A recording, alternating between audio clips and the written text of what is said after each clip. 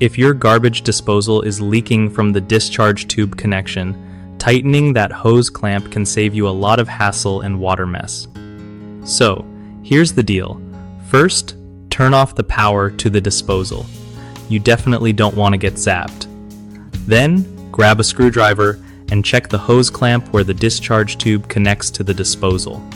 If it looks loose, or if you see water dripping there, just tighten that clamp by turning the screw clockwise. Don't crank it too hard though, just firm enough to stop the leak.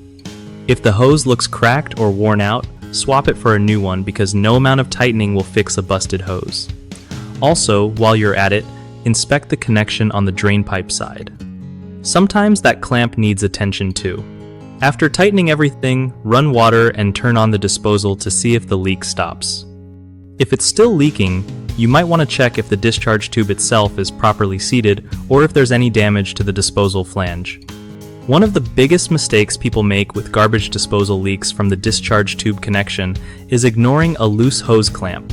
This just lets water keep dripping and causes bigger problems down the line.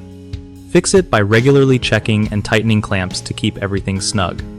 Another common issue is not inspecting the hose for cracks or wear. Even tight clamps won't help if the hose is damaged, so replace it if needed. The third problem is forgetting to cut power before working on the disposal, which is super dangerous.